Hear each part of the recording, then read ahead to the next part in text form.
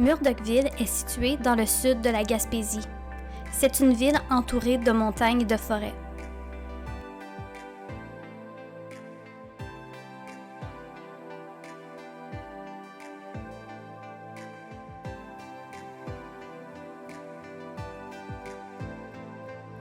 C'est 3h30 de route plus tard que nous atteindrons enfin notre objectif.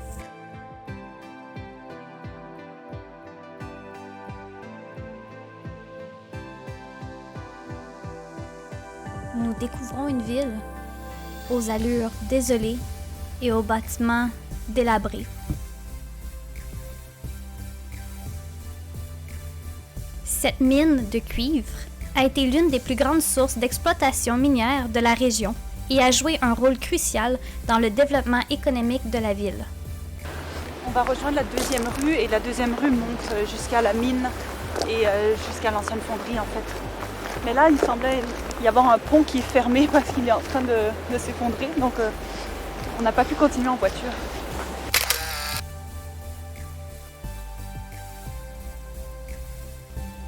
Elle a commencé à être exploitée dans les années 1950 suite à la découverte de gisements importants de cuivre. Cette découverte a conduit à la création de la ville, dont la population a rapidement augmenté en raison des emplois offerts. On arrive doucement aux premières installations de la fonderie qu'on voit au loin. La mine a produit du cuivre pendant plusieurs décennies. Elle a été une source importante d'emplois pour la région, attirant de nombreux travailleurs. La production de cuivre a été essentielle pour l'économie locale et la ville s'est ainsi développée autour des besoins des mineurs et de leurs familles. Ça a l'air d'être un labyrinthe de découvertes, mais il faut savoir par où rentrer. Puis là, il y a comme, je sais pas s'il y a encore des barbelés là. Elle a cependant fermé en 1999 après plusieurs années de baisse dans la production. Heureusement, d'autres industries ont su soutenir la ville, comme le tourisme et la sylviculture.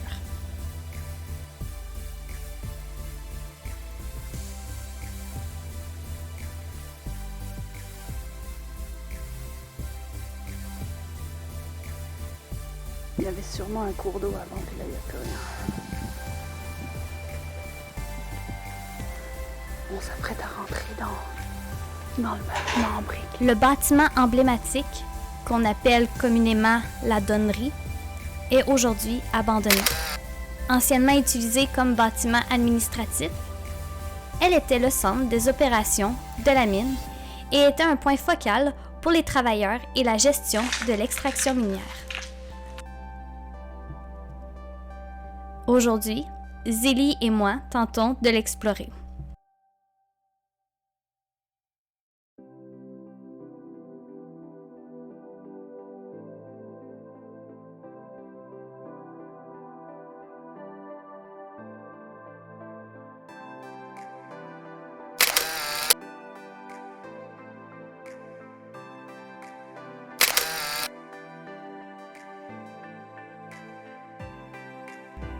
Comme témoin silencieux d'une époque révolue, le bâtiment est figé dans le temps depuis maintenant 25 ans.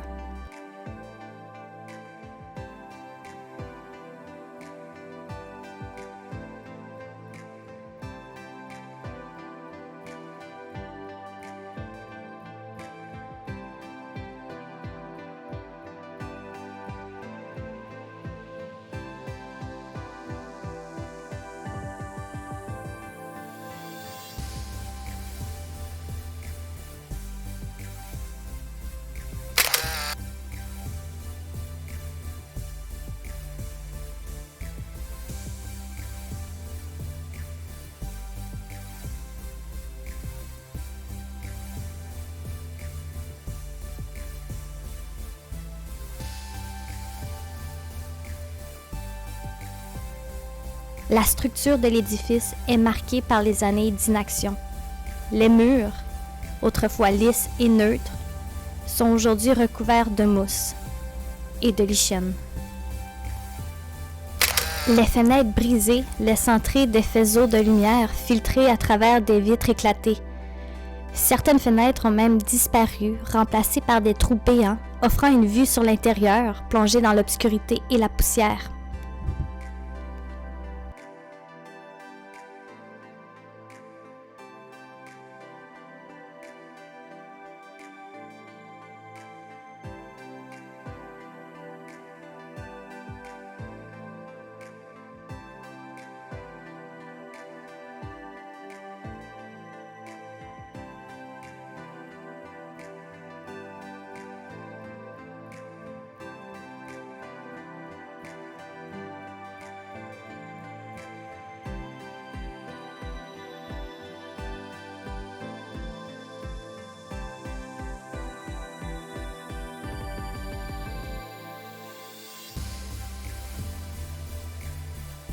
Arrivés à la comptabilité, nous découvrons le coffre-fort dont la porte fut brisée et même brûlée pour l'accès à l'intérieur.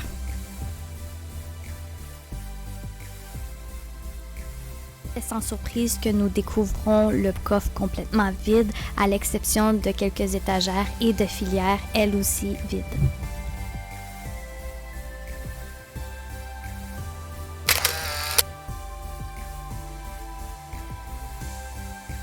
Les portes que nous ouvrons, rouillées et corrodées, ne ferment plus correctement, donnant l'impression que l'on peut les pousser facilement, comme si elles cherchaient à échapper à leur propre emprise. Les escaliers en métal sont tordus et grincent sous nos pas.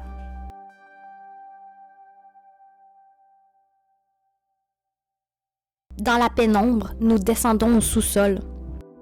L'air est lourde, elle est remplie d'odeurs de moisissure et de bois pourri. Ici, les traces de dégradation sont encore plus évidentes. La peinture des murs s'écaille, des câbles électriques pendent du plafond et les vieilles structures métalliques sont rouillées.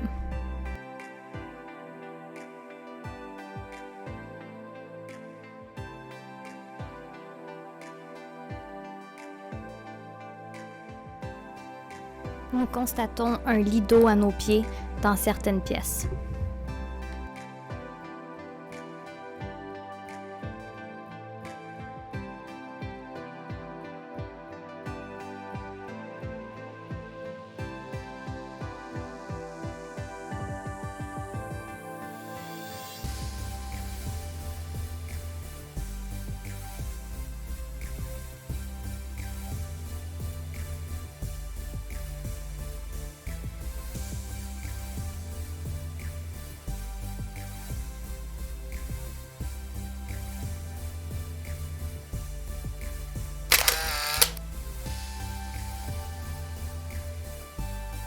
Puisque nous ne sommes pas équipés pour prendre des photos dans la pénombre, nous décidons de remonter et de sortir à l'extérieur du bâtiment.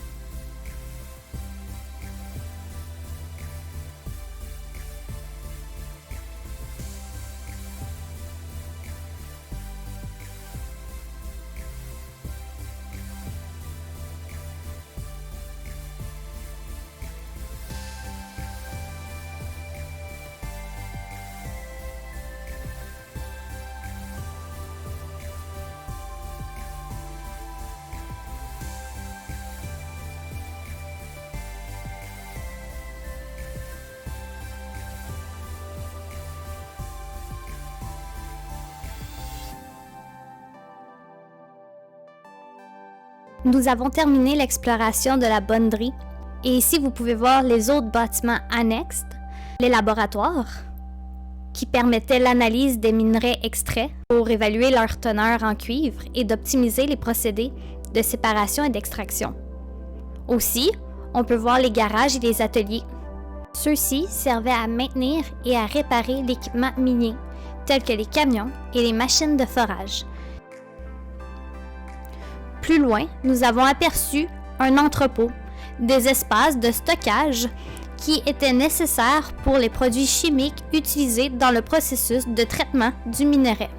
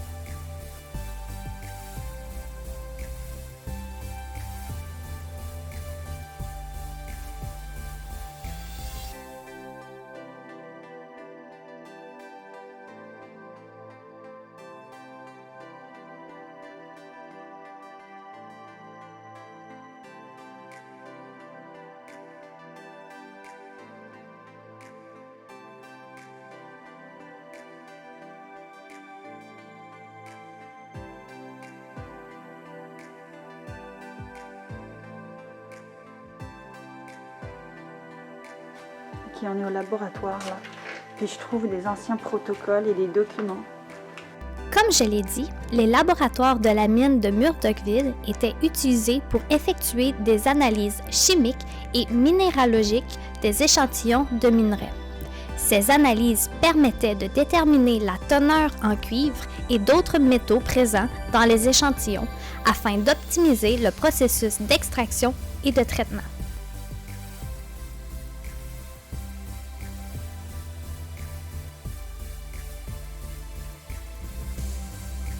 Cela permettait également de surveiller la qualité du minerai et d'ajuster les méthodes de traitement en conséquence. Les labos servaient également à effectuer des tests pour détecter la présence de contaminants ou de substances indésirables dans les échantillons.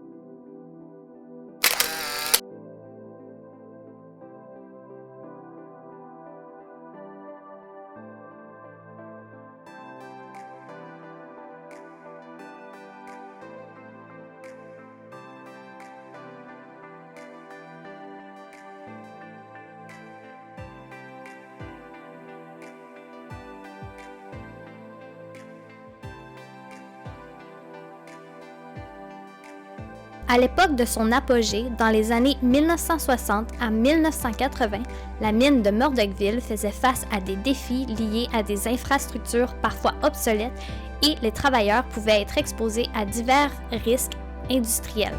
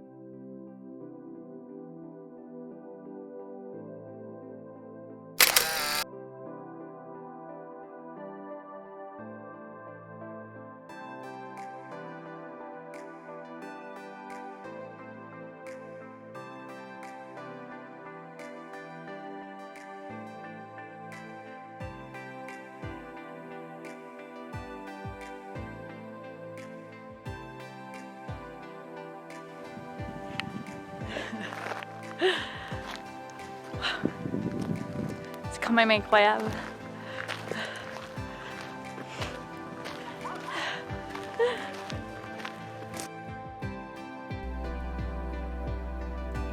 Murdochville est une petite ville qui continue de porter les traces de son passé minier.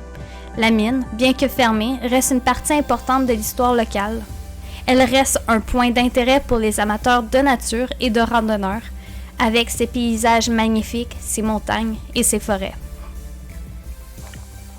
On est arrivé à la mine à ciel ouvert de Murdoch et voici le paysage devant lequel on est bouche bée.